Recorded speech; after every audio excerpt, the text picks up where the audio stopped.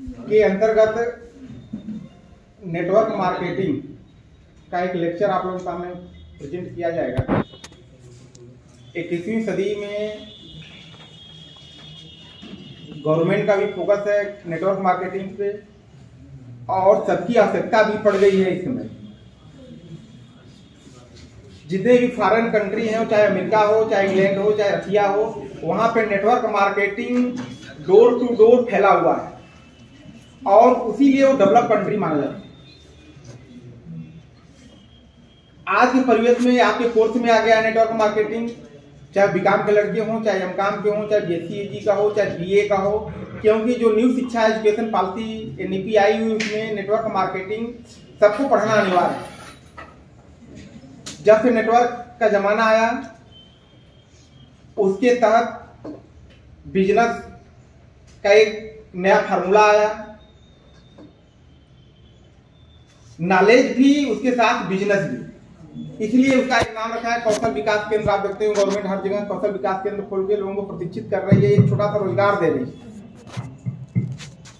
उसी के तहत आपके कोर्स में एक नेटवर्क मार्केटिंग का एक लेक्चर, एक कोर्स भी है। उसी को प्रेजेंट करने के लिए आज इन लोगों को बुलाया गया है, जो आपके सामने प्रस्तुत करेंगे। आपका ज्ञान वर्धन होगा, दूसरा भविष्य में अगर आप इससे कुछ लाभ कर सकते हैं, इनकम कर सकते हैं, वो भी आपके लिए डबल फायदा होगा। इनका दोनों दृष्टिकोण होगा नेटवर्क मार्केटिंग का कि आपको नॉलेज भी दिया जाए और भविष्य में अगर आप बिजनेस करना चाहते हैं तो एक बिजनेस का प्लान भी बताया जाए। पढ़ने के साथ रोजगार, गवर्नमेंट का भी यही इरादा है कि पढ़ने के साथ साथ लोगों को रोजगार दिया जाए, जिससे वो कुछ रोजगार भी प्राप्त कर सकें और हाई एजुकेशन भी अपने बल पर ले सकें। तो अपने कैंपस में मैं अपनी तरफ से, अपने शिक्षकों की तरफ से तहे दिल से इनका स्वागत, अभिनंदन और वंदन करते हैं। और मैं चाहता हूं कि आप शांतिपूर्वक जब तक लेक्चर चले आप सुने। लेक्चर के बाद अगर आपका कोई क्वेश्चन होगा तो अपने स्थान पे खड़े होके आप जो भी क्वेश्चन पूछिएगा, ये लोग सारे क्वेश्चन आंसर बताने का प्रयास करेंगे, लेकिन बीच में क्लास ना डिस्टर्ब हो, ना डिसिप्लिन को आप डिस्टर्ब करिए। ठीक है, thank you. Thank you sir. चलिए, बहुत बहुत धन्यवाद। My self Amit Yadav from Varanasi. और मैंने भी इस सिस्टम को अपने पढ़ाई के साथ साथ स्टार्टअप किया है और एक अच्छी इनकम भी हम लोग कर रहे हैं पढ़ाई के साथ साथ। मैं जब BCA कर रहा था, ग्रेजुएशन कर रहा था बनारस से, तो मेरे ज़िंदगी में कॉन्सेप्ट आया। तो मैं चाहूँगा कि हर लोगों को एक सेल्फ इंडिपेंडेंट होने का ज़रूरत है। थोड़ा सा यस नो में आप लोग जवाब देते रहेंगे तो सही रहेगा, है कि नहीं? सभी को सेल्फ इंडिपेंडेंट, क्योंकि इंडियन एजुकेशन सिस्टम में सेल्फ इंडिपेंडेंसी नहीं सिखाई जाती है। हम लोग पढ़ लिख लेंगे, उसके बाद कामयाब होंगे, उसके बाद मतलब कोई इनकम ऑफ सोर्स की बात की जाती है। तो इसके साथ साथ हम लोग स्टार्टअप करेंगे, इस सिस्टम के बारे में आज हम लोग जानेंगे। तो मैं आप लोग से थोड़ा डिसिप्लिन मेंटेन करने के लिए चाहूँगा, क्योंकि इस समय थोड़ा नहीं हो पाता है। हम लोग भी अपने समय में खूब कॉलेज में जो भी टीचर प्रोफेसर करते थे, तो थोड़ा मोबाइल को आप लोग साइलेंट रखिएगा। फोटो वीडियो को थोड़ा कर सकते हैं, लेकिन मोबाइल साइलेंट मोड में आप कर लीजिए। जिनका जरूरत नहीं है स्विच ऑफ कर लीजिए प्लीज़। आपका मैं हम्बल रिक्वेस्ट है आप लोगों से। और थोड़ा बातचीत जो करने का, जो सर आप लोग पीछे बैठे हैं थोड़ा और आगे आ जाइए, उससे कोई वो नहीं है, क्योंकि आगे से रहेंगे तो थोड़ा और सही रहेगा। और थोड़ा डिसिप्लिन को मेंटेन रखिएगा। और मैं अब बिना देर किए हुए सर को, आप लोगों के शानदार जबरदस्त ताली के बीच में आदरणीय सर को इनवाइट करूंगा। एक जबरदस्त ताली आप लोगों के।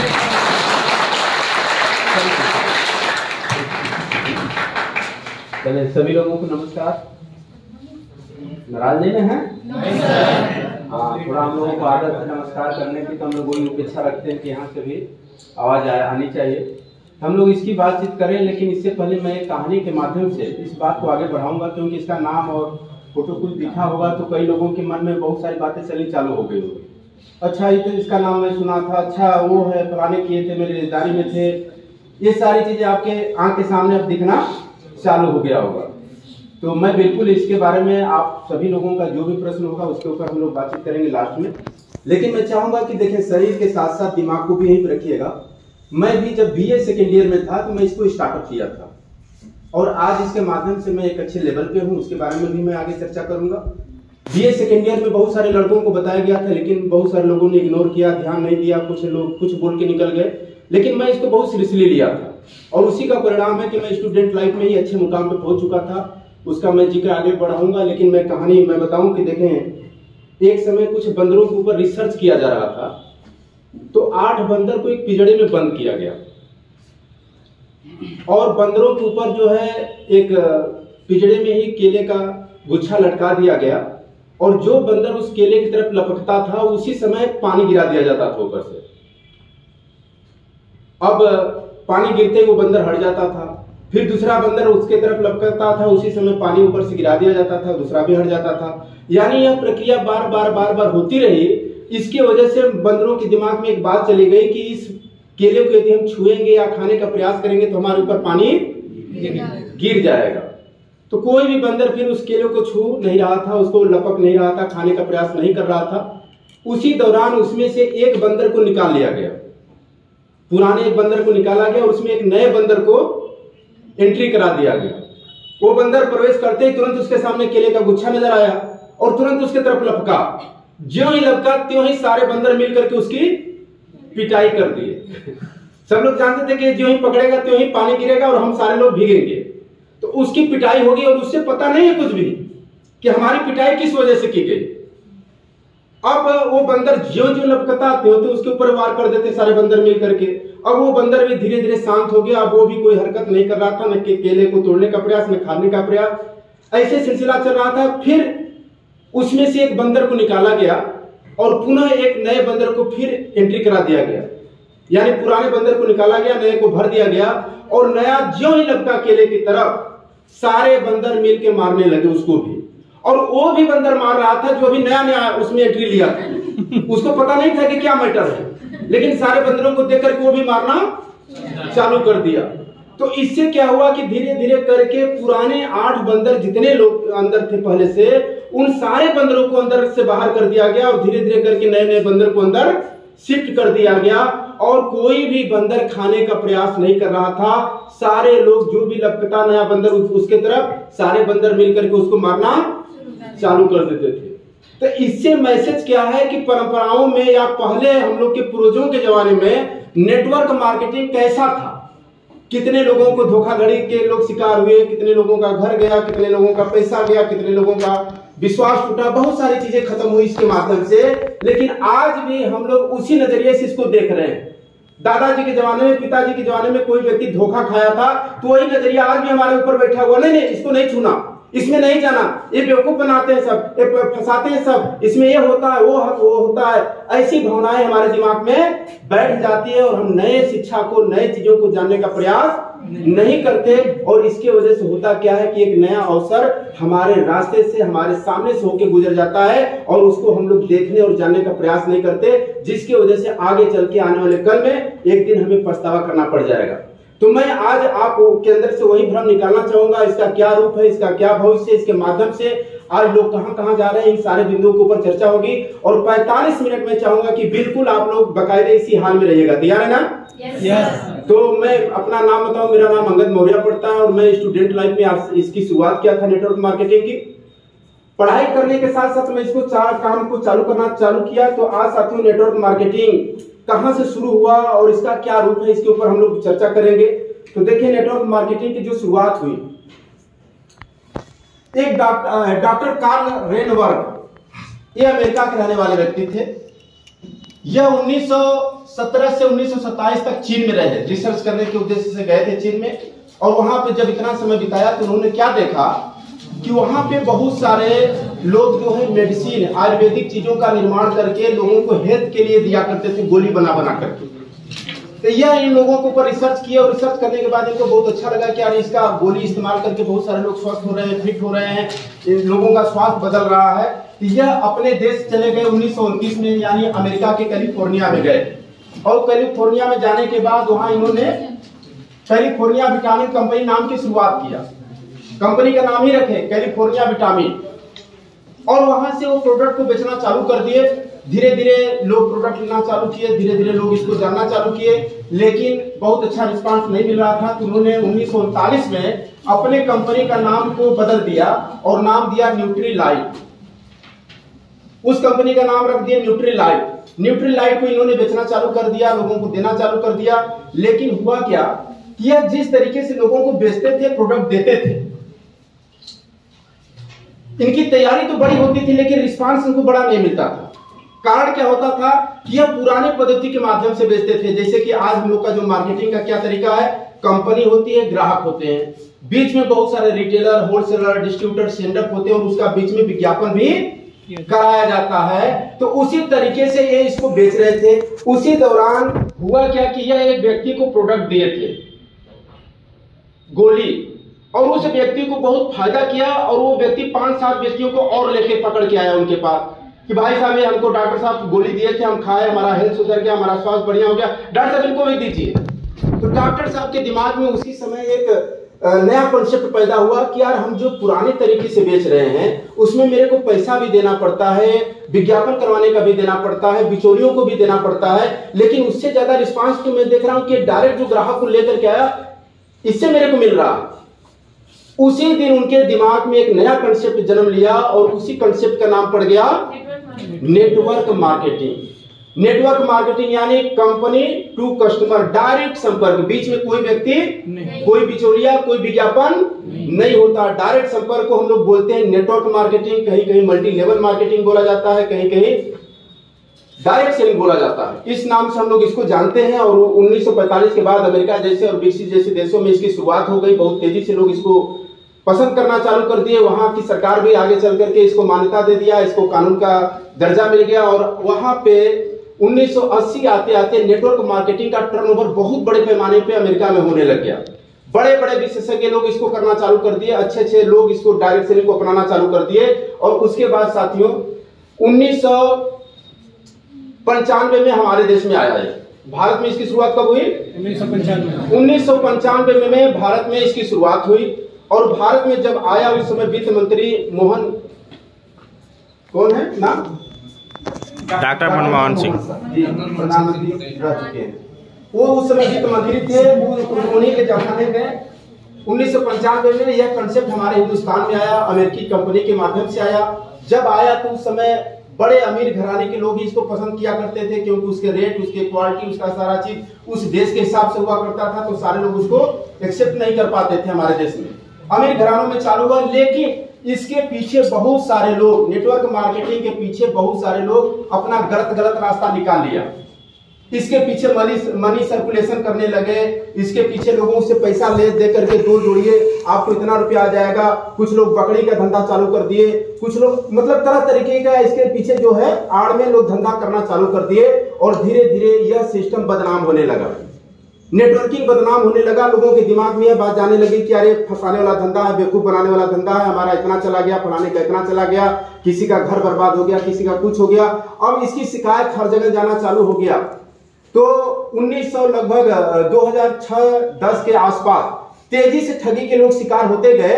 तो सरकार तक जब मामला गया, हर जगह FIR होने लगा, पुलिस थाना में लोग पहुंचने लगे। तो उसके बाद नेटवर्क मार्केटिंग के ऊपर एक सर्च होना चालू हुआ, उसका जांच होना चालू हुआ। तो जांच होने के बाद यह निष्कर्ष निकला कि यह व्यवस्था तो सही है, लेकिन लोग इसको करने का तरीका जो है गलत बना लिए हैं। तो सबसे पहले हमारे देश में कौन सरकार? केरल सरकार ने गाइडलाइन जारी किया कि नेटवर्क मार्केटिंग में ये रूल, ऐसे नियम होना चाहिए। उसके बाद धीरे धीरे 2011-12 में राजस्थान सरकार ने गाइडलाइन ला दिया। कुछ अच्छे लोग जो है लड़ाई लड़ते रहे कि भारत सरकार जल्दी जल्दी गाइडलाइन लाए ताकि हम लोग पूरे हिंदुस्तान में खुल के काम कर सके, अच्छे जो काम करने वाले लोग थे। तो उसके बाद 9 सितंबर 2016 को भारत सरकार ने भी गाइडलाइन जारी कर दिया। और उसके बिहेव पर पूरे हिंदुस्तान में लोग अच्छे तरीके से काम करने लगे। जो गलत कंपनियां थी, जो मनी सर्कुलेशन वाली थी, वो धीरे धीरे गायब होने लगी, उसका भंडाफोड़ होने लगा। उसके बावजूद भी अच्छे अच्छे लोग मिलकर के इसलिए लड़ाई लड़ रहे थे कि यह गाइडलाइन बना है, अभी हमें कानून चाहिए। भाई ये लिखित कानून में नहीं आया था, कभी कुछ भी हो सकता है, इसलिए लोग लड़ रहे थे कि कानून भारत सरकार लाए ताकि हमारे को एक सामाजिक प्रतिष्ठा मिले, हमारे को लोग अच्छे निगाह से देखें, हम जहां भी जाएं खुल के बात कर सकें। इसकी लड़ाई चलती रही साथियों, और बड़ी खुशी की बात है कि 27 नवंबर 2021 को भारत सरकार ने नेटवर्क मार्केटिंग पे कानून ला दिया। एक बार मैं चाहूंगा इस कानून आने के लिए आप लोग ताली बजा दीजिए। कानून का कुछ नियमावली यहाँ आपके सामने है, इसमें बहुत सारे नियम हैं और यहाँ साफ हो जाएगा। तो ये सारे नियम कानून है, उसमें आया कि ऐसे डायरेक्ट सेलिंग कंपनियों के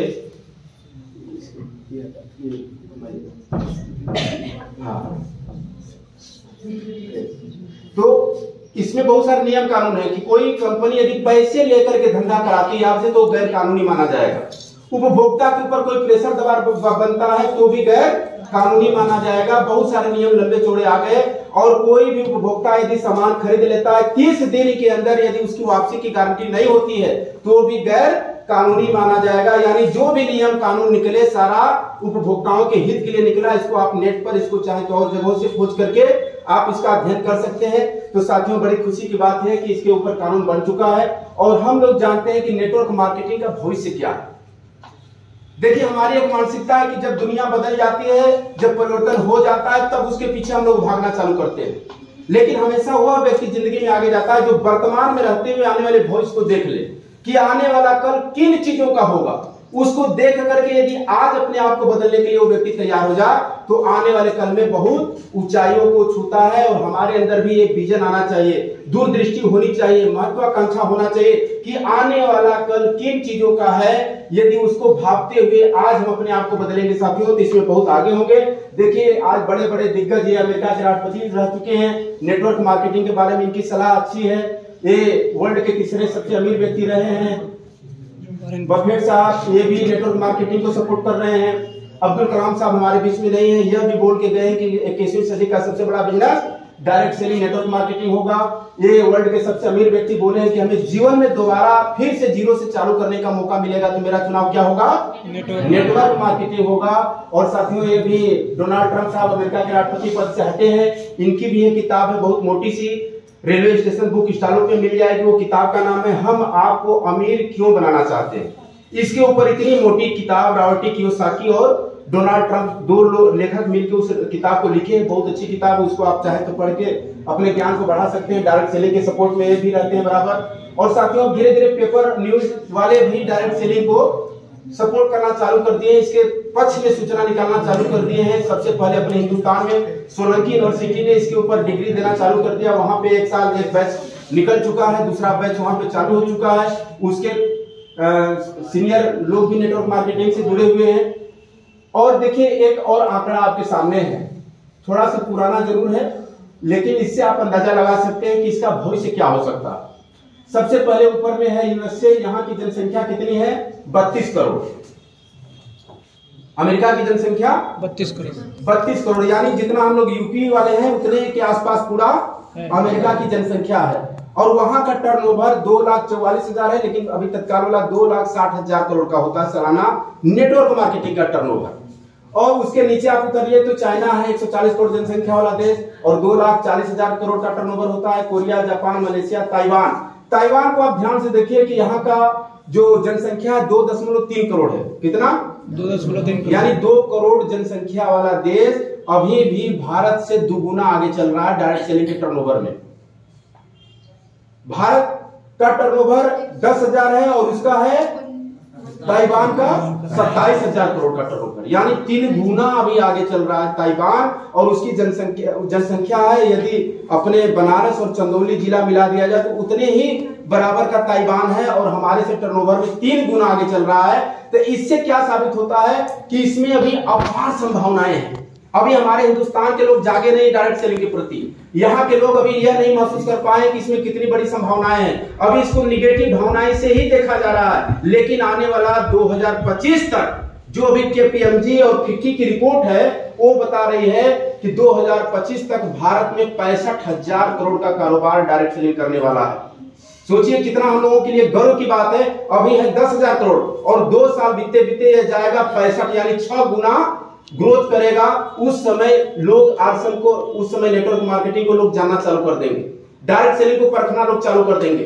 तो साथियों हम लोग बहुत लकी हैं। देखिए आज हम सभी लोग अपने अपने क्षेत्रों के लिए लड़ाई लड़ रहे हैं, हम लोग तैयारी कर रहे हैं। लेकिन अभी मैं एक कल प्रोग्राम में बैठा था, कल प्रोग्राम में मैं न्यूज देखा, थोड़ा मुझे हैरानी हुई कि भाई आज हमारी तमन्ना चाहत क्या होती है कि पढ़ लिख करके हम नौकरी में जाएं। सबसे पहले हमारी तमन्ना हमारे समाज के, हमारे घर के मेंटेलिटी ऐसी पैदा कर दी गई कि बस पढ़ाई इसीलिए करो कि तुम्हें सरकारी जॉब में जाना है, सरकारी नौकरी में जाना है, और उसके पीछे साथियों हम लोग पढ़ जाते हैं। अभी जो मैं कल का रिपोर्ट देखा कि 2014 से और 2022 तक कितने लोग आवेदन किए नौकरी के लिए और कितने लोगों को नौकरी दी जा सकी। तो हर साल का अलग अलग दिया है यहाँ खाखा, लेकिन मैं आपको टोटल बता दे रहा हूं। टोटल 2014 से लेकर के अब तक 22,05,99,238 लोगों ने आवेदन किया, नौकरी अप्लाई किया जॉब लेने के लिए सरकारी में। लेकिन मिला कितने लोगों को? 7,22,311 लोगों को मिला।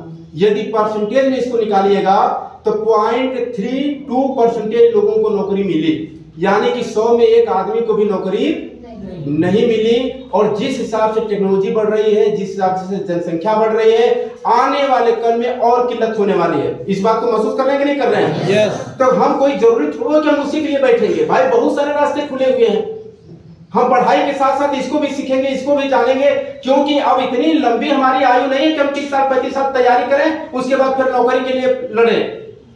पता चलेगा कि आधा से ज्यादा उम्र समाप्त हो गई।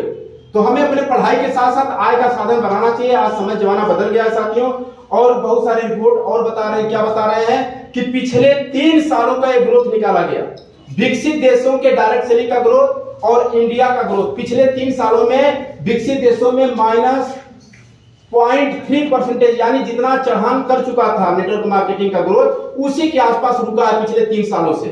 लेकिन भारत में पिछले 3 सालों से 16.3% के हिसाब से हर साल ग्रोथ कर रहा। यदि यही ग्रोथ बना रहे तो साथियों 2037 आते आते इंडिया पूरे वर्ल्ड में नेटवर्क मार्केटिंग के टर्नओवर में पहला पायदान पे आ जाएगा। एक बार ताली होनी चाहिए कि होनी चाहिए? 2035 बहुत दूर नहीं है, हम सभी लोगों की आंखों से गुजरने वाला है। 5 साल 8 साल 10 साल 15 साल हम सारे लोग देखने वाले हैं। और इंडिया जिस दिन पहले पायदान पे आएगा तो कल्पना करिए कि आज 10,000 करोड़ के टर्नओवर में आज इस मुकाम पे लोग पहुंचे हुए हैं। जिस दिन 2,65,000 करोड़ का टर्नओवर क्रॉस करेगा, उस दिन यहाँ बैठा हुआ हर व्यक्ति कई लाख रुपए महीना ले रहा होगा, कई लाख रुपए महीना ले रहा होगा। तो इसके भविष्य को देखते हुए आप फैसला लीजिए, अपने दिमाग में वो सारी पुरानी चीजें हटाइए। एक नेटवर्कर की लाइफ स्टाइल, आज विदेशों में इसके माध्यम से करोड़ रुपया लोग महीना लेने वाले हैं। 965 व्यक्ति ऐसे हैं पूरे वर्ल्ड में जो खुद की चार्टेड जहाज मेंटेन करते हैं डायरेक्ट सेलिंग की वजह से। 965 व्यक्ति, तो वहां पे इस तरीके की लाइफ स्टाइल लोग जीने वाले हैं, इसी कारों को मेंटेन।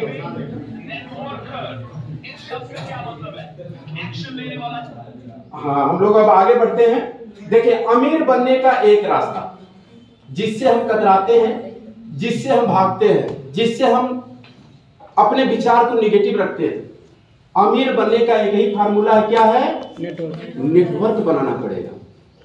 इसके बगैर कोई दूसरा तरीका है ही नहीं आगे बढ़ने का, कामयाब होने का।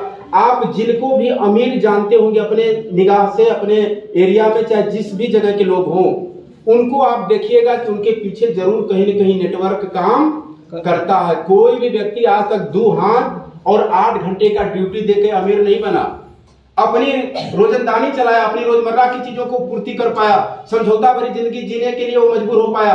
कभी भी अपने मन चाहे जिंदगी तक वो नहीं पहुंच पाया जो व्यक्ति 2 हाथ और 8 घंटे की ड्यूटी देता रहा। अपने सपने को पूरा करना है, अमीरी वाली लाइफ स्टाइल को हासिल करना है, तो उसके लिए एक ही रास्ता है, उस रास्ते का नाम है नेटवर्क बनाना पड़ेगा। और साथियों, दुनिया में 2 तरीके के लोग होते हैं, और हम और आप भी इसी 2 में से आएंगे। अपने आप को चुनिएगा कि हम किस में आते हैं। 2 तरीका में क्या है? पहला, खुद का नेटवर्क बनाने वाले लोग। 2 ही तरीके के लोग हैं दुनिया में। पहला है खुद का नेटवर्क बनाने वाले लोग होते हैं, और दूसरा है किसी के नेटवर्क में काम करने वाले लोग होते हैं। तो जो व्यक्ति खुद का नेटवर्क बनाता है वो अमीर होता है, और जो व्यक्ति किसी के नेटवर्क में काम करता है वो व्यक्ति आम व्यक्ति होता है, नॉर्मल जिंदगी जीता है, बस पेट की भरपाई कर पाता है, घर परिवार चला पाता है। तो अब हमें चेक करना है कि हम दोनों में किस में आते हैं, बताइएगा एक बार, ऊपर वाले में या नीचे वाले में?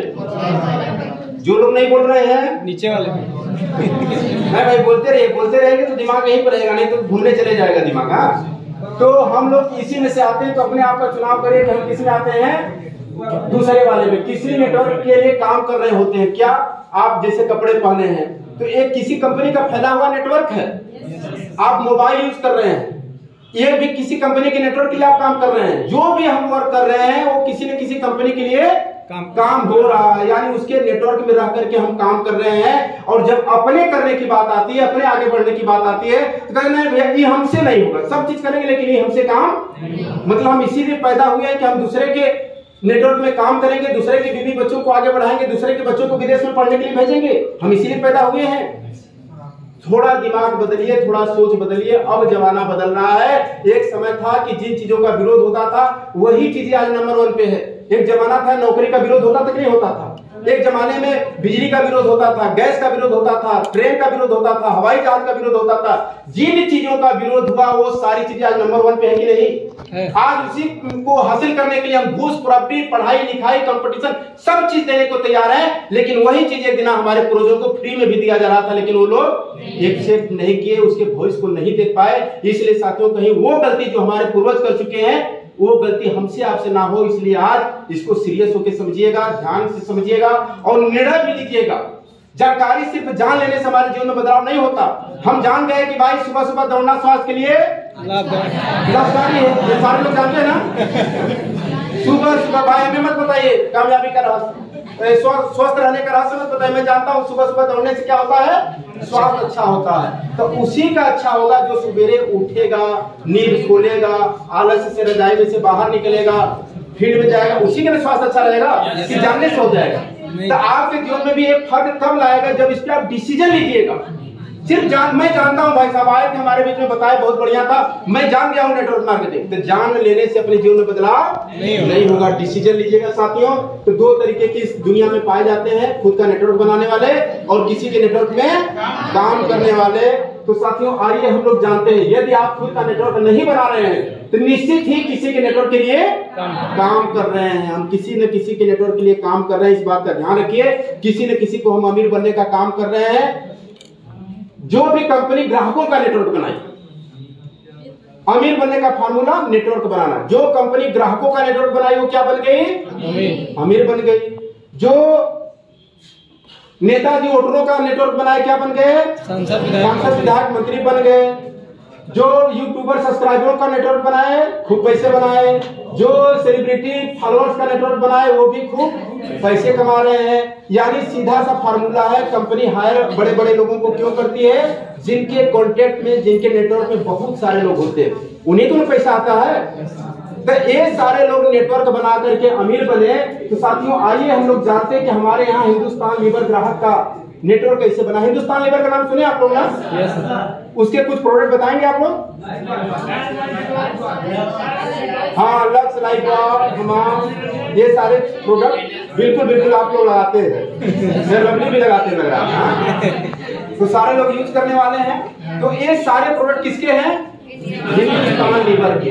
तो हिंदुस्तान लीवर कहाँ की कंपनी है? इधर आप लोग बोलिए, कुछ बोलिए, अंदाजा लगाइए। अच्छा, नाम से क्या लग रहा है बताइए? हिंदुस्तान। हाँ बिल्कुल राइट बता रहे हैं। मैं भी यही जानता था कि हिंदुस्तान लीवर अपने देश के नाम ही ऐसा है, हिंदुस्तान लीवर मतलब अपने देश की कंपनी होगी। तो ये कैसे नेटवर्क बनाया, क्योंकि ये फार्मूला को समझ गया कि हमें अमीर बनना है तो हमें अपने नेटवर्क में ग्राहकों को लाना पड़ेगा, ग्राहकों का संगठन बनाना पड़ेगा, तभी हम अमीर बन सकते हैं। अमीर बनने का एक ही रास्ता है, नेटवर्क बनाना।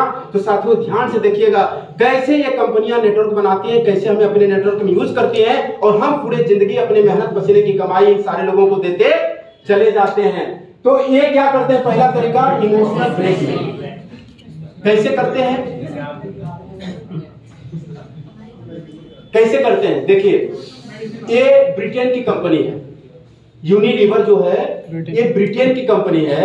ये जब हमारे देश में व्यापार करने के लिए आए तो वहां के जो विशेषज्ञ लोग थे, उनको रिसर्च के लिए भेजा गया कि जाओ हमारा भाई नेटवर्क फैलाना हिंदुस्तान में कैसे फैलेगा। तो वहां के लोगों ने जब आया तो यहाँ रिसर्च किया, यहाँ देखा कि भले आपस में हिंदुस्तानी लड़ रहे हो, लेकिन जब देश की बात आती है तो सब एकजुट हो जाता है। जिसको खुद खाने को ना हो, लेकिन देश की बात आती है तो झंडा डंडा लेकर के एकदम आदमी खड़ा हो जाता है, सीमा पे जाने के लिए तैयार हो जाता है। यानी हम सभी लोग देश प्रेमी हैं, हम देश के लिए कुछ भी करने के लिए तैयार हैं। हमारे जवान देश के लिए माइनस डिग्री वाले जगह पे भी जाके खड़े रहते हैं, यानी हम सभी लोग देश प्रेमी हैं। तो पहला इन लोगों ने क्या तरीका ढूंढा कि आदमी को मानसिक इमोशनल ब्लैकमेल करो, यानी कि हमारा नाम जो यूनिलीवर है हिंदुस्तान, इसका नाम क्या रख दो? हिंदुस्तान लीवर। पहला काम कर दिया, हिंदुस्तान लीवर नाम रख दिया। और दूसरा काम क्या किया? हमारी कमजोरियों का फायदा उठाया। हमारी कमजोरी क्या थी? हम किसके दीवाने थे, किसके इशारों पे नाचते थे, किसके इशारों पर कहने से हम जान देने के लिए तैयार हो जाते हैं। इन लोगों ने ढूंढना चालू किया, इनके विशेषज्ञ लोग रिसर्च करना चालू किया कि यार यहाँ की क्या ऐसी बात है, कैसे हमारा नेटवर्क चलेगा, ढूंढो, पता करो। तीन लोगों ने काफी लंबा टाइम दिया, रिसर्च किया, देखा ताका। तो यहाँ के लोगों ने, वहां के लोगों ने देखा कि यार यहाँ का कोई हीरो हीरोइन फटा हुआ जींस पहनता है, तो हमारे हिंदुस्तान का नौजवान जो है ना फटे हुए जींस को अपना फैशन मानता नहीं मानता। वो लोग देख भाई, कुछ लोग हैं, आप सब अपवाद तो हर जगह होता है ना, लेकिन असर तो पड़ता है, असर पड़ता। हम सबकी नहीं, हम 80% लेके चले कि 80% लोग बात मानते हैं। तो ये लोग क्या किए, फटे हुए जींस को कंपनी वाले देखे तो जान गए कि यार ये यहाँ के लोग तो काफी नकल उतारते हैं, ये सेलिब्रिटी लोग फटा हुआ जींस पहनता है तो लोग फटे हुए जींस को पहन लेते हैं। फिर देखा कि यार यहाँ के लोग उल्टा सीधा बात करवाते हैं ना, हमारे सेलिब्रिटी लोग, तो यहाँ के नौजवान भी वही फैशन उतारते हैं। जब 20 रुपए में बाल कटना था, करना टेढ़ा मेढ़ा जाके कटवाते हैं, 150 रुपया देके 200 रुपया में देके कटवाते ही नहीं कटाते। हम लोग जब बचपन में थे तो नाई के पास जाने की क्षमता नहीं थी, 3 रुपया लगता था उस समय, तो अपने घर के बुजुर्ग लोग ही बाल काट देते थे, तो थोड़ा से उबड़ काबड़ हो जाता था। हाँ, बंगला कट बनाने में थोड़ा टेढ़ा बाकुच हो जाता था, तो लोग लड़के मजाक उड़ाते थे कि आज का देखो खौरा हो गया। और भाई साहब क्या जमाना आ गया, वही खौरा कट सेलिब्रिटी लोग करवा लिया ना, तो वही हम लोग नकल उतार करके जाके महंगे दामों में करवाते कि नहीं करवाते हैं। यह सेलिब्रिटी ने यह देखना कंपनी चालू कर दिया। यही नहीं, लोग चश्मा को आंख पे न लगा के ये सेलिब्रिटी कॉलर में खोसा, तो हमारे यहाँ नौजवान भी कॉलर को धूल से बचाने लग गए। और इसके विशेषज्ञ लोगों ने देख लिया कि नहीं, अब हमारा नेटवर्क हिंदुस्तान में चलेगा ही नहीं, दौड़ेगा। उन लोगों ने किया कि इन लोगों को मुंह मांगा रकम दिया। भाई साहब, मुंह मांगा रकम, जिस पूंजी के बारे में पूरे जीवन भर नहीं सोचते, वह पूंजी सेकेंडों में इनको दे दिया गया। 5 करोड़, 8 करोड़, 10 करोड़, 15 करोड़, जिसके मुंह से जितना भी निकला उतना उनको रुपया दे दिया गया। और उनको देने के बाद उनको लाया गया पर्दे पे, उनको लाया गया बैनर पोस्टर पे, उनको लाया गया बड़े बड़े होल्डिंग पर, लाया गया टीवी पे। और यह चीज हम बार बार देखते गए और उसका परिणाम क्या निकला कि हिंदुस्तान लीवर पूरे हिंदुस्तान में कम समय में अपना नेटवर्क फैला दिया। भाई साहब, अपना नेटवर्क फैला दिया। पिछले 2022 का टर्नओवर जानते कितना है? 50,336 करोड़ एक कंपनी टर्नओवर कर रही है।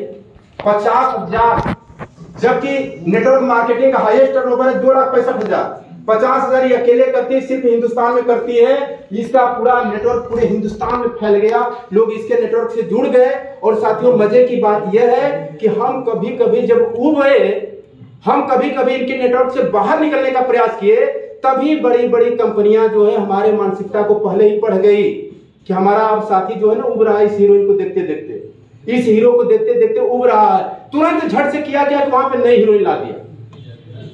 आप देखे होंगे कि लक्ष्य का प्रचार उस जमाने से, हमारे पिताजी के जमाने से लेके आज तक कितने हीरोइनें कर चुकी हैं? बहुत सारी हीरोइनें। क्योंकि भाई साहब, जब हम लक्ष्य जान चुके थे, आप लक्ष्य जान चुके थे, तो बार बार नई हीरोइनों को 5-10 करोड़ देने की क्या जरूरत थी? हम लोग तो जान चुके थे। लेकिन वो कंपनी वाला जानता था कि जब इनको हम देना, इनके सामने लाना बंद कर देंगे तो 6 महीना साल भर लगेगा, लोग लक्ष्य का नाम भूल जाएंगे। इसलिए हमें नेटवर्क में बनाए रखने के लिए बार बार नए नए चेहरों को सामने लाया गया। और इसके वजह से साथियों, यूनिलीवर का 67% भाग जो है लाभ यहाँ इंडिया से जाता है, अपने देश के हिसाब से। अपने देश के हिसाब से कौन नेटवर्क मार्केटिंग शूट करेगा। भाई कंपनियां बहुत आप सुने होंगे, नाम बहुत सुने होंगे, लेकिन आखिर में कौन ऐसी कंपनी है जो अपने नेटवर्क अपने देश के हिसाब से काम करेगी, हम सभी लोगों को साथ में लेके चलेगी, अपने लायक प्रोडक्ट होना चाहिए। तो उस कंपनी को भापने का एक रास्ता है, वो रास्ता क्या है, जो कंपनी अपने देश का नेटवर्क मार्केटिंग को पहचानने, सही नेटवर्क मार्केटिंग कौन है उसको पहचानने का कुछ पॉइंट है। पहला है अपने देश की होनी चाहिए, जिस देश में हम निवास कर रहे हैं उस देश की कंपनी होनी चाहिए। दूसरा है उसका इतिहास पुराना होना चाहिए, यह ना हो कि ऑफिस लगा के एक हफ्ता से चालू हो गई और आ गई हमारे बीच में और हम लोग जुड़ गए, पता चला फिर फुर हो गई। तो ऐसे कंपनियों से हमें बचना है। उसका इतिहास 30-40 साल पुराना होना चाहिए, जिसका प्रोडक्ट 100% लोगों के यूज लायक हो। यानी 1 रुपये का शैम्पू हम लोग इस्तेमाल करते हैं कि नहीं करते हैं, हमारा गरीब से गरीब परिवार 1 रुपये का शैम्पू लेता है कि नहीं लेता है, उसमें 1 रुपये का शैम्पू भी होना चाहिए। उसमें साबुन ऐसी हो जो हमारे रोजमर्रा में यूज हो रही हो, हमारे नमक तेल मिर्च मसाले रोजमर्रा वाले 100% प्रोडक्ट यूज वाले होने चाहिए, जिसका खुद का मैन्युफैक्चरिंग इकाई हो, खुद प्रोडक्शन करती हो, खुद उत्पादन करती हो, वो कंपनी का हमें चुनाव करना चाहिए। जिसमें FMCG प्रोडक्ट आते हो, यानी रोज यूज होने वाले प्रोडक्ट, यूज करने के बाद समाप्त हो जाने वाले प्रोडक्ट। हम साबुन लगाएंगे, खरीदेंगे तो कितना दिन चलेगा, 1 हफ्ता 10 दिन खत्म हो जाएगा, यानी फिर उसकी जरूरत पड़ जाएगी। नमक खरीदेंगे, 1 हफ्ता 10 दिन बाद समाप्त हो जाएगा, फिर उसकी जरूरत पड़ेगी। रोजमर्रा के प्रोडक्ट उसमें होने चाहिए, दैनिक यूज वाले होने चाहिए, ताकि वो मल्टीप्लाई हो सके, वो आगे ग्रोथ कर सके। तो आखिर में वो कौन सी कंपनी है, ये सारे मानक को पूरा करने वाली कोई तो कंपनी है। भाई हम खुल के आपसे मैं बता रहा हूं, जिस कंपनी में मैं हूं उसी कंपनी का नाम मैं बता रहा हूं। मैं अपनी कंपनी को आंखों से घुमा हूं, कई बार मैं वहां गया हूं, सारी चीजें हम लोग देखे हैं, जो भी पॉइंट बताए गए सारा चीज उसके अनुकूल है, और उस कंपनी का नाम है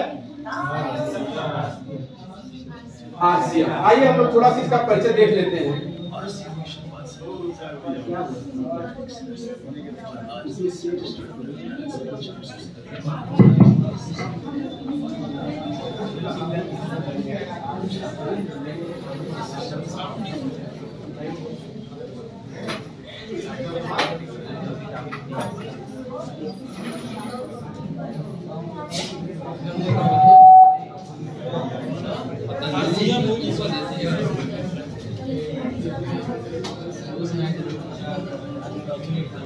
तो साथियों, RCM का जो परिचय है बहुत पुराना है, और ये 1977 से कंपनी भिलवाड़ा राजस्थान में स्थापित है, और ये कपड़े का व्यवसाय, इसका नाम है फैशन शूटिंग। यह कपड़े का व्यवसाय करती थी, इसका भी कपड़ा उसी पुराने पद्धति के द्वारा मार्केट में खूब बिकता था। लेकिन इनके मालिक साहब के दिमाग में यही बात गई, यार बनाते हम है, खरीदता एक ग्राहक है, लेकिन असली बजाय बीच वाले लोग ले जाते हैं, तो क्यों ना हमें एक नई टेक्नोलॉजी लानी चाहिए, एक नया तरीका लाना चाहिए।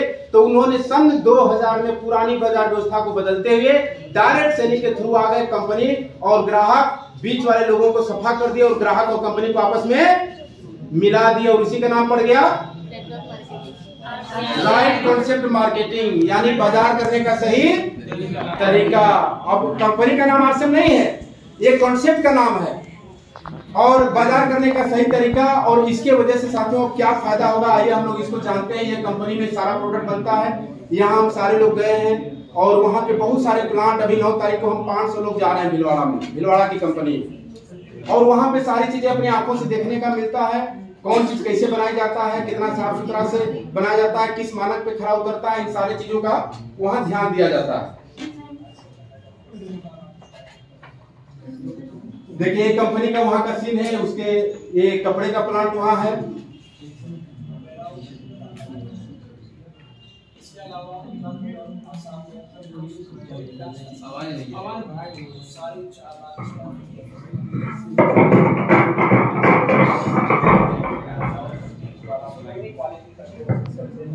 किए जाते हैं।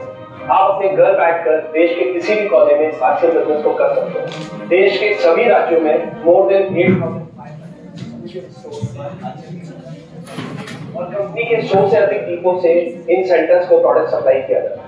RCM का एक उद्देश्य है कि बढ़िया एक फेयर सिस्टम डेवलप किया जाए, एथिकल सिस्टम हो, जहाँ वैल्यूड हो, जहाँ प्रोडक्ट की क्वालिटी अच्छी हो, रीजनेबल रेट में प्रोडक्ट दिया जाए, और जो उपभोक्ताओं को जो देने वाले हैं वो एक रीजनेबल तरीके से डिस्ट्रीब्यूट किया जाए, ताकि इस देश का आम आदमी अपने जीवन को खुशहाल बनाए तो वो सारी चीजों को देखते हुए हमने चुनौती स्वीकार करी है कि हम इस सिस्टम को ऐसा बनाएंगे जो शायद दुनिया में किसी ने आज तक नहीं बनाया, क्योंकि कंपनी की सबसे मुख्य जिम्मेदारी होती है अच्छे प्रोडक्ट देना, रियल प्रोडक्ट देना, रीजनेबल रेट में देना, बढ़िया क्वालिटी के साथ देना, और वो सारे के साथ में आय का जो डिस्ट्रीब्यूशन होता है वो भी उसमें रीजनेबल तरीके से होना चाहिए। वर्ल्ड वाइड आंकड़े बोलते हैं कि हमारा स्थान 22वें नंबर पर है, जबकि पॉपुलेशन हमारी विश्व में दूसरे नंबर पर है। यहाँ के आम आदमी की जिंदगी को अच्छा बनाने के लिए, कंट्री की इकोनॉमिक कंडीशन को ठीक करने के लिए, एजुकेशन के लिए, हर दृष्टिकोण से डायरेक्ट सेलिंग सिस्टम बहुत बेहतरीन चीज है देश के लिए। मैं संकल्प लेता हूँ कि और जो भी इसमें अच्छे से अच्छा करना है वो हम करते रहेंगे लगातार। जिस तरह से ये सिस्टम आज तक खड़ा हुआ है कभी भी उन मूल्यों को नहीं खोएगा, बल्कि उन मूल्यों को और बढ़ाया जाएगा और अच्छे से अच्छा सिस्टम बनाया जाएगा। बहुत बहुत धन्यवाद। चलिए एक बार भाई आरसम का वीडियो देखने के लिए तो इसका भविष्य बहुत उज्जवल है, इसका सारा मानक जो है इस पे पूरा उतरता है। और कंपनी ने कहा भाई कि एक आम व्यक्ति कैसे नेटवर्क बनाए, वो पूंजीपति थे, वो कंपनी वाले पैसे वाले थे, यूट्यूबर अच्छे बोलने के मामले में कलाकार थे, नेताजी दबंग थे, पैसे वाले थे, वो सारे लोग क्या किए नेटवर्क बना लिए। लेकिन हम आप कैसे नेटवर्क खड़ा करें, कैसे बिना पूंजी का अपने लिए अमीरी जैसा नक्शा तैयार करें, उसके लिए साथियों कंपनी ने बोला कि जो आपके पास सबसे बड़ी समस्या है पैसा हम लगाएंगे। कौन लगाएगा? कंपनी। मशीन हम बैठाएंगे, इंजीनियर हम रखेंगे, सरकार से लाइसेंस हम बनवाएंगे, प्रोडक्शन हम करेंगे, देश भर में डिपो हम खोलेंगे, ट्रांसपोर्ट की व्यवस्था हम करेंगे, ऑफिस हम लगाएंगे, सारा रिस्क वाला काम कंपनी ले लेगी। और अब हमें क्या करना है? खाना है और जैसा लगे लोगों को बताना है। और 45% का कंपनी हमें पार्टनर बना देगी।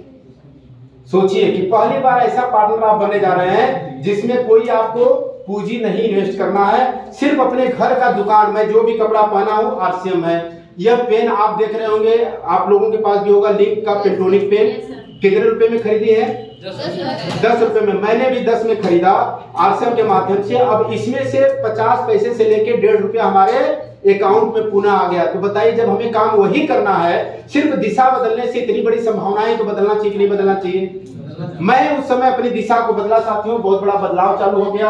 ये सारा काम कंपनी अब करेगी। अब आपको लगता होगा कि इस प्रोडक्ट बहुत महंगे होंगे, तो इसके ऊपर भी हम लोग चर्चा कर लेते हैं। देखिए बहुत सारे मार्केट के प्रोडक्ट हैं, बहुत सारे इसके प्रोडक्ट हैं, रेट और क्वालिटी, वजन, ये सारा चीज लिखा हुआ है। तो आप देखिएगा तो आरसीएम के कम पड़ेंगे। ये इधर बाएं साइड में आरसीएम, दाहिने साइड में मार्केट का प्रोडक्ट है, सबसे तुलना किया हुआ है रेट और वजन। आरसीएम क्यों करें? अब सवाल उठता है कि आरसीएम क्यों करें? तो आरसीएम हमें करना है पैसे के लिए। पैसा पहला प्राथमिकता रखता है हर लोग के जीवन में। भाई सारा खिला तो पैसे का है, तो पैसा तो इससे मिलेगा ही मिलेगा, लेकिन साथ में क्या होगा? समय भी मिलेगा। इसके माध्यम से हमें सम्मान भी मिलेगा, सुरक्षा भी मिलेगा। ये 4 चीजें हमारे जीवन की महत्वपूर्ण है। दुनिया के किसी भी जगह पे आप इन 4 चीजों को रखिएगा तो 2 चीज मिलेगा, तो 2 चीज से आप कट जाइएगा। 3 चीज मिलेगा तो 1 चीज से आप कट जाइएगा। चारों चीजें एक जगह पे, चाहे कोई भी सर्विस हो, जॉब हो, नौकरी हो, बिजनेस हो, कहीं भी रख करके देखिएगा, चारों चीजें एक जगह पर नहीं मिलेगी। पैसा मिलेगा तो समय से कट जाएंगे, समय पैसा मिलेगा तो सुरक्षा से कट जाएंगे।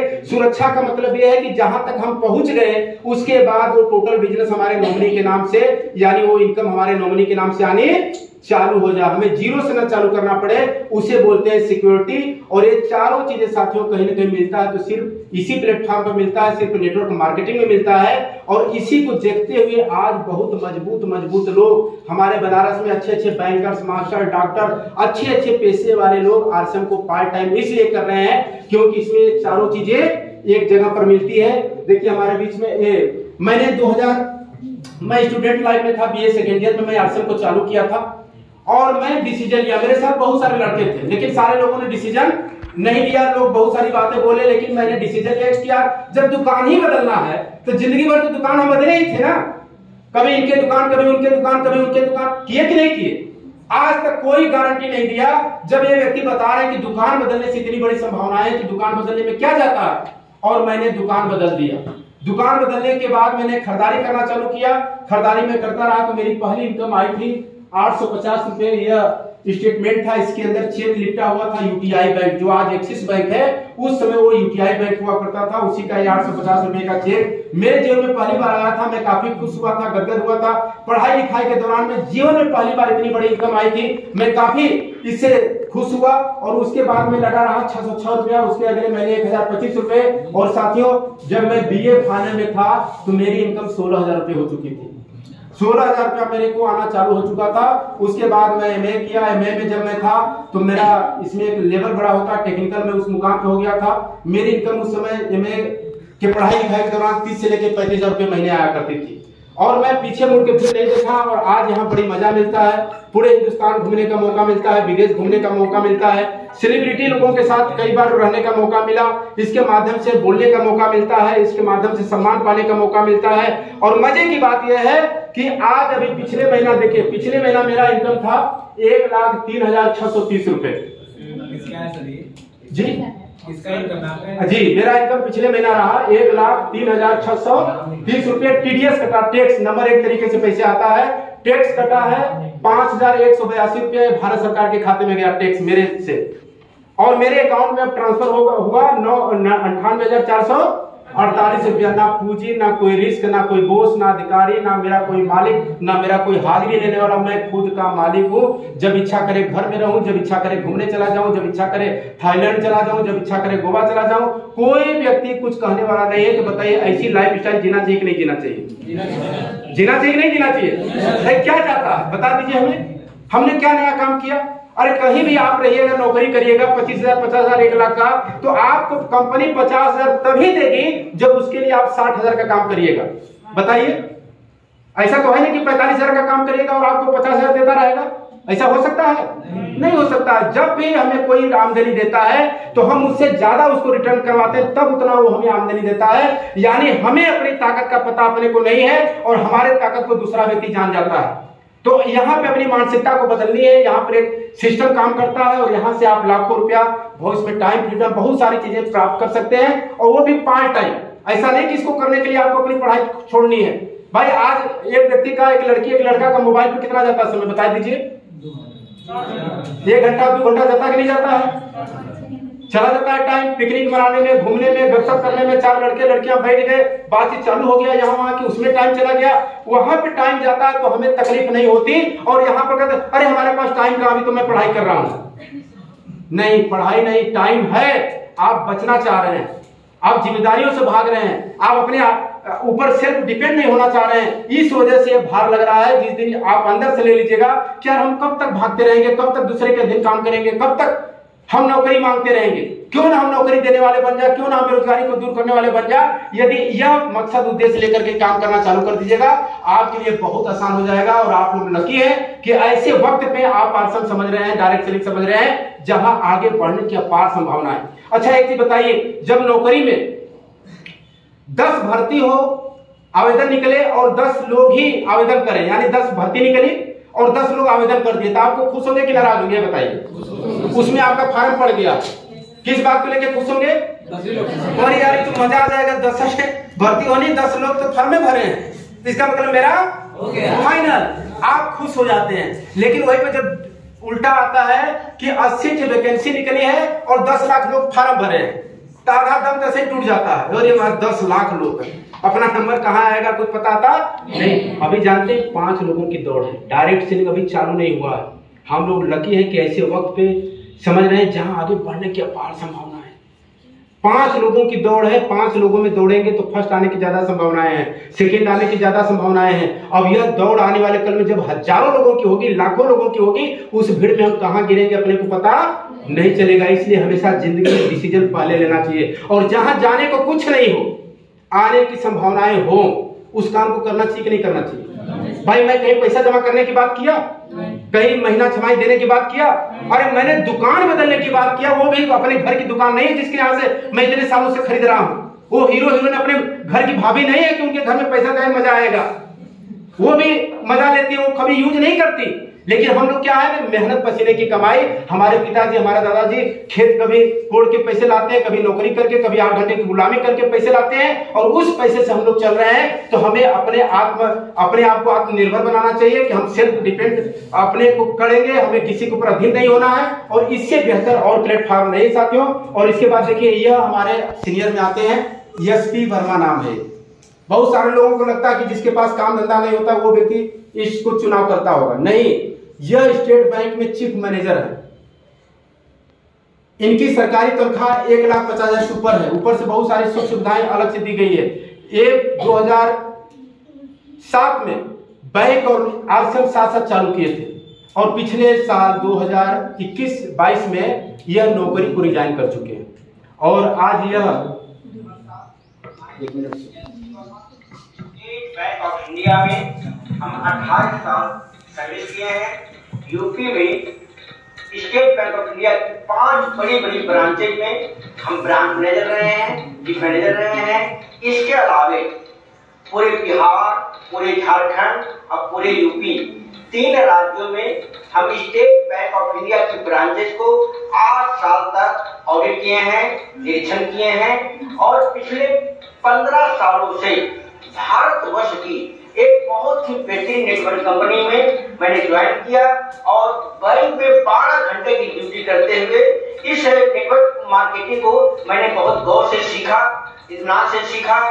और भारतवर्ष में नेटवर्क मार्केटिंग का क्या भविष्य है, क्यों करना चाहिए, कैसे किया जाता है, करना क्यों चाहिए, इसमें सेफ्टी क्या है, टाइम फ्रीडम क्या है, मनी फ्रीडम क्या है, सिक्योरिटी फ्रीडम क्या है, और आपके इस देखिए, ये अभी आ रहे चैट विद सुरेंद्र एक चैनल है, उस पे बहुत बड़े बड़े दिग्गज आते हैं, उस पे चैट विद उसी पे आ रहे हैं बहुत जल्दी, तो इनको सुना जा सकता है। देखिए, कहने का मतलब यह है कि जब इनको डायरेक्ट सेलिंग की जरूरत है, जो 1.5 लाख रुपया महीना ले रहे हैं थे, तो हमें आपको जरूरत होनी चाहिए कि नहीं होनी चाहिए, होना चाहिए कि नहीं होना चाहिए। तो आप लोग डिसीजन लीजिए, और 1-2 नाम नहीं, बहुत सारे ऐसे नाम है हमारे जो सबसे बड़े अप्लाइंग थे। डी कुमार सर इनका नाम है, ये यूनियन बैंक में गया के रहने वाले थे। यूनियन बैंक बनारस में मुगलसराय में इनकी नौकरी लगी थी, लेकिन नौकरी के साथ साथ आरसीएम की शुरुआत की थी, और आज बहुत बड़े लेवल पे लगभग 6-7 लाख रुपया इनकी मंथली सैलरी आती है, आरसीएम से आता है इनकम। और ये किसी जमाने नौकरी को रिजाइन कर चुके हैं और आज फुल टाइम एंजॉय करते हैं। तो ऐसे ऐसे दिग्गज लोग, जिसको हम दुनिया का सबसे बड़ा चीज नौकरी समझते हैं, इस आरसीएम में डायरेक्ट सेलिंग में लोग उस नौकरी को भी रिजाइन कर चुके हैं। तो मैं आप सभी लोगों से कह रहा हूं कि आपको कुछ रिजाइन करने की जरूरत नहीं है। अपने काम, अपने पढ़ाई, अपने एजुकेशन के साथ साथ पार्ट टाइम में इसको सीखिए। आप आज मत करिएगा, सीखिएगा। जब भविष्य में कहीं सेटल हो जाइएगा, जो आपके सपने उसको पूरा कर लीजिएगा, अस्थायी हो जाइएगा, तब आपके लिए जो प्लेटफॉर्म है नीचे खड़ा मिलेगा, उस दिन चालू होइएगा, तो फिर आप आगे बढ़ना चालू कर देंगे। तो रेडी है? तो यहीं पर मेरी बातें समाप्त होती है, लेकिन मैं आप लोगों से कहना चाहूंगा, देखिए एक कहानी मैं बताऊंगा कि आज हम लोग क्या है ना, अपने आप को बड़ी कमजोर समझते हैं। मैं आप लोगों से आज बातचीत कर रहा हूं, लेकिन मेरा ये बैकग्राउंड नहीं था। मैं किसान परिवार से, गांव का रहने वाला, छोटी मानसिकता, छोटा मोटा दायरा। मैं जब बीए में पढ़ाई कर रहा था, मैं आपको बता दूं कि मेरा भी बीएससी हुआ था, उससे पहले एग्रीकल्चर से हुआ था, बीए इंटर। तो मैं फैजाबाद गया था यूनिवर्सिटी, वहाँ है ना कोई परीक्षा देने। भाई साहब, मैं जीवन में पहली बार उस समय ट्रेन पर बैठा था। मैं मुगलसराय पैसेंजर जाती है फैजाबाद के लिए, मैं गया था वहां पे। शाम को ट्रेन जाती थी, मैं दोपहर में पहुंच गया। जीवन में पहली बार मैं ट्रेन पर बैठने गया था, और मेरे दिमाग में बात चला कि मैं चलता हूँ अंदर, पहले घूम लेता हूँ कि ट्रेन कैसे खड़ी होती है, कैसे बैठा जाता है। मेरा पहला अनुभव था। मैं अंदर चला गया घूमने, और अंदर से घूम के जब बाहर निकला 1 घंटे बाद, तो मेरे को गेट पर टीटी रोक लिया। बोला टिकट। हम कहे सर टिकट अभी नहीं है, मेरे को अभी तो जाना है। वो बोला कि नहीं टिकट बताओ, अंदर से आ रहे हो। तो हम बता दिए कि नहीं, मैं तो अभी अंदर से आ रहा हूँ सर, मैं जाऊंगा 5 बजे। वो व्यक्ति, वो टीटी जो था, मेरे को मतलब इतना उल्टा सीधा बोला कि मैं रोने लगा वहां पे। अभी नया जीवन का अनुभव था, मेरे को इतनी डांट लगा है कि बेवकूफ जा रहे हो बीएससी का पढ़े, तुम्हें यह पता नहीं कि इसके अंदर घुसने के लिए टिकट की जरूरत पड़ती है। मैं वो मुंह बना के भाई साहब वापिस आ गया, बाहर आ गया। तो वहां से मैं उठ करके डायरेक्ट सेलिंग मेरे को 2 साल बाद उसके मिला था, और मैं इसमें आज यहाँ तक पहुंचा। मैं आप सभी लोगों से यही कहूंगा कि देखिए, अपने आप को कमजोर मत समझिए।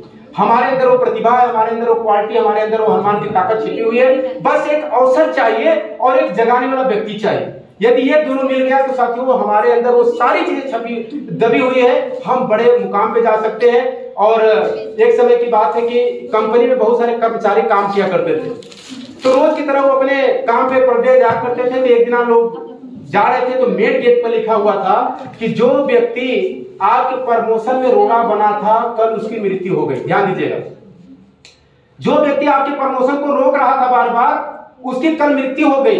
कल सेमिनार हॉल में उसके शरीर को रखा जाएगा अंतिम दर्शन के लिए, आप लोग आ जाइएगा 11 बजे।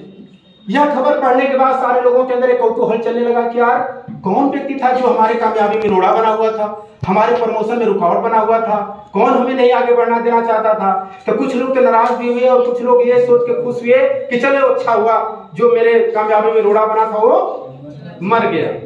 चलिए अच्छा, कल हम लोग देखते हैं कि कौन वो आदमी है। कल 11 बजे भीड़ आ गई, लोग लाइन लगा के खड़े हो गए कि उस व्यक्ति का अंतिम दर्शन किया जाए जो व्यक्ति हमारे कामयाबी में, हमारे प्रमोशन में रोड़ा बना हुआ था।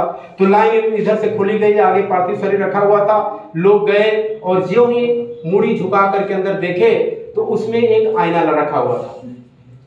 उसमें देखे तो उसका खुद का चेहरा नजर आ रहा था और नीचे लिखा हुआ था कि आपकी कामयाबी में कोई दूसरा व्यक्ति रोड़ा नहीं बन सकता, आप ही हो वो जो कि खुद अपने आप को आगे बढ़ने से रोके हुए हो और अपने आप को जिस दिन बदल लोगे आप कामयाब हो जाओगे। दुनिया की कोई ताकत हमें आगे बढ़ने से रोक नहीं सकती। और यह मैसेज आज हम सभी लोगों के ऊपर लागू होता है। देखिए, पैदा होना हमारे हाथ में नहीं था, जिसके घर में चाहे जहां भी जैसे भी पैदा हो गए वो हमारे हाथ में नहीं था, लेकिन अब जिंदगी को बनाना क्या छोड़ के जाएंगे वो हमारे हाथ में है। विरासत में क्या मिला मायने ये नहीं रखता, विरासत में हम छोड़ के क्या जाते हैं मायने ये रखता है। अपने आप को आप सभी लोग जागरूक करिए, जगाइए और मेरे से जहां भी सहयोग पड़ेगी मैं साथ देने के लिए तैयार हूं। और मैं चाहूंगा कि पार्ट टाइम आप सारे लोग शुरुआत करिए और हम लोग मिल करके इस कारवा को आगे बढ़ाएं, इनकम का एक जरिया बनाएं, भविष्य में हम अपने दम पे खड़े हों, नाम रोशन करें, पैसे कमाएं, सम्मान प्राप्त करें और जो जीवन के हमारे सपने हैं उन सारे सपनों को हम लोग हासिल कर पाए। आप सभी लोग टारगेट बना के चलिए। और ये इसी के साथ मैं बातें समाप्त करूंगा, लेकिन एक और मैं चाहूंगा कि एक और कहानी सुना दूं। तैयार है? लोड भार को नहीं, भूख नहीं लगा आप लोगों को? देखिए, डिसीजन में क्या फर्क होता है, कैसे लेना चाहिए। एक बार की बात है कि दो दोस्त थे, दो दोस्त काम करते थे एक साथ में, बेहद गरीब थे वो। प्रतिदिन घर से निकलते थे, एक ही जगह जाते थे, काम करते थे, दोनों आपस में दुखम सुखम बतिया लिया करते थे। तो उसमें से एक मित्र एक दिन भागे भागे आया बड़ी खुश होकर के, कहा कि अब दोस्त मेरे को अमीर बनने का नुस्खा मिल गया, अब हमारे दिन भी बदल जाएंगे, अब मैं भी अपने सपने को पूरा कर लूंगा। तो दूसरा दोस्त पूछा कि कैसे क्या हुआ? कहा मुझे एक टेक्निक आ गया है दिमाग में और उस टेक्निक को मैं आजमाने जा रहा हूँ। तो दोस्त बोला कैसे, क्या टेक्निक है बताओ हमें भी। तो बताया कि हमारे यहाँ जो छोटी सी जमीन है ना 10 बिस्सा पे 5 बिस्सा, उसको मैं बेचने जा रहा हूँ, बेच करके मैं भैंस खरीदूंगा। ध्यान दीजिएगा इधर, भैंस खरीदूंगा, भैंस से दूध निकालूंगा, उसको शहर ले जाऊंगा, बेचूंगा और पैसे इकट्ठा होंगे और भैंस खरीदूंगा, बड़ा तबेला हो जाएगा, फिर शहर में हो जाएगा। एक वो करके अपना 5 साल का 10 साल का वो गिना दिया, इतने करोड़ रुपए मेरे पास हो जाएंगे। तो दूसरा दोस्त सुना और वहीं से दोनों फिर अलग हो गए। अलग होने के बाद 20 साल बाद जिस दोस्त को सुनाया गया था वो कहानी टेक्निक, वो दोस्त एक दिन उसी गांव में 20 साल बाद अपने एक लग्जरी कार से उस गांव में एंट्री करता है। गांव में अंदर जा रहा होता है, तभी उसको याद आता है कि यार सामने तो हमारा 20 साल पहले वाला दोस्त नजर आ रहा है। तो बाएं उसको जगह देता है, लेकिन वो हॉर्न बजाना चालू कर देता है, तो नहीं रुकता और बाएं हो जाता है, कह जाओ, वो नहीं जाता, हॉर्न बजा रहा होता। तो गुस्से में पीछे देखता है तो ड्राइविंग सीट पे बैठा हुआ कुछ चेहरा उसको हल्का फुल्का याद आने लगता है, क्या इसको मैं कहीं देखा हूं। थोड़ा करीब आया, विंडो नीचे किया और अच्छे से देखा, तब वो दोस्त बोल देता है कि हाँ मैं वही हूँ जो 20 साल पहले हम सारे लोग दोनों लोग मिलके काम किया करते थे। कहा ये गाड़ी मेरी है, मेरा शहर में बहुत बड़ा कारोबार है, मेरे पास इतने की प्रॉपर्टी है, मेरा आज एक औकात है। कहा तुम्हारे पास? कहा मेरे पास तो कुछ नहीं है, मैं जैसे उस समय था वैसे आज भी हूँ। कहा अरे जो याद है तुम्हें 20 साल पहले तुम ही मेरे पे टेक्निक लेकर आए थे कि मैं अपना जमीन बेच दूंगा और मैं भैंस पालन करूंगा। तो मैं जब वहां से गया तो मैं इस टेक्निक को मैं अपना लिया। मैं अपनी जमीन का टुकड़ा बेच दिया, भैंस खरीदा, उसकी वजह से मैं व्यापार बढ़ाया, दूध भी ले गया सर, और धीरे धीरे बहुत बड़ा व्यापार हो गया। और तुम लेकर के टेक्निक आए थे, तुम्हारे साथ ऐसा क्यों नहीं हुआ? तो उस दिन का सर पे हाथ रख करके बोला कि दोस्त मैं क्या बताऊं, मैं बड़ी खुश था उस दिन कि यह मेरे अंदर जो टेक्निक आई है मेरे को अमीर जरूर बनाएगी। मैं इसी खुशी के साथ घर पे पहुंचा और घर पे जाने के बाद जो ही मेरी मैडम जी मेरे खुशी को देखी वो पूछ बैठी कि बताइए आप इतना खुश क्यों हैं? तो मैं बता दिया कि मेरे अंदर अमीर बनने का फार्मूला आ गया, मेरे अंदर एक टेक्निक आ गई, मैं इसको आजमाने जा रहा हूँ। जो ही वो पूछी कि बताइए, तो मैं नाम लिया कि जमीन बेचूंगा, भैंस खरीदूंगा, ऐसे वैसे होगा, व्यापार बढ़ जाएगा। तो मैडम जी 1 मिनट शांत हो गई। शांत होने के बाद मेरे से बोली कि एक चीज आप सोचे, जमीन बेच के भैंस खरीद लीजिएगा, ये सब हो जाएगा, लेकिन कभी सोचे हैं कि अचानक भैंस मर गई तो क्या करेंगे? तुरंत उसी समय उसका डिसीजन बदल गया और वो जो दोस्त को चर्चा किया था वो डिसीजन ले लिया। तो फर्क पड़ेगा डिसीजन लेने से। यहाँ से जाइएगा तो नाम आएगा कि क्या आज हुआ था, अरे एक व्यक्ति आए थे, एक लड़के ऐसे आए थे, बड़ी बड़ी बातें कर रहे थे, लाखों की इनकम की बात कर रहे थे, मेरा भी मूड घुमा हुआ। वो जाएंगे तो क्या कहेंगे? करे बेवकूफ, इतने लोग आते रहते हैं ऐसे सब भरमाने वाले, वो किए थे, वो किए थे, पुराने किए थे। इतने लोग आपको उदाहरण गिना देंगे कि आपके अंदर यहाँ दिया हुआ 1 घंटा और वो 5 मिनट के अंदर आपका सारा खत्म कर देंगे। इसलिए डिसीजन जिंदगी में स्वयं लेना चाहिए। आपको अच्छा लगे डिसीजन लीजिए, अच्छा ना लगे डिसीजन मत लीजिए। और ये नहीं होना चाहिए कि हम किसी और के कहने से हाँ बोले और किसी और के कहने से ना बोले, ये जिंदगी में नहीं होना चाहिए। तो आप सभी लोग डिसीजन लीजिए, हमारी जहां भी जरूरत पड़ेगी हम आपका साथ देने के लिए तैयार हैं। सबसे अच्छी बात यह है कि मेरा देखिए ड्रीम इसमें है कि 2025 तक मेरे को 6 लाख रुपए महीने पे जाना है। 2025 तक मुझे 6 लाख रुपया महीना लेना है। उसके लिए हमें करना क्या होगा कि जो हमारे नीचे नए लोग आ रहे हैं उनको हमें 30,000 रुपया महीना पर ले जाना होगा। 30,000 महीना पर उनको यदि हम पहुंचा देंगे तो हमारा वो सपना पूरा हो जाएगा। हम करेंगे अपने लिए, लेकिन फायदा इसमें सबको होगा। यानी आज जो व्यक्ति इसमें कदम रखेंगे, इसमें जो आएंगे, आप यदि 30,000 महीना पे आप 30,000 पे पहुंच जाइएगा तो मेरा 6 लाख वाला सपना पूरा हो जाएगा। सोचिए कितना शानदार बिजनेस का डिजाइनिंग है कि हम आपको आगे बढ़ाने के लिए काम करेंगे और हम खुद आगे बढ़ जाएंगे। जबकि बाहरी दुनिया में कितना कंपटीशन है, कितना एक दूसरे को गिराने की भावना है, कितना एक दूसरे को टांग खींचने की बातें होती हैं। तो यहाँ पर बहुत बड़ी संभावना है। आप लोग बहुत ही अच्छे से अपना कीमती समय देकर के सुने, इसके लिए मैं आप सभी लोगों का बहुत बहुत आभार प्रकट करता हूँ। इसी के साथ मैं अपनी बारी विराम देता हूँ और मैं पूरा चाहूंगा कि आज आपके माध्यम से, आप सर के माध्यम से यहाँ पे ये प्रोग्राम हुआ, आप लोगों से रूबरू होने का मौका मिला। तो सर से पुनः मैं चाहूंगा कि आप लोग तालियां बजाइए और आकर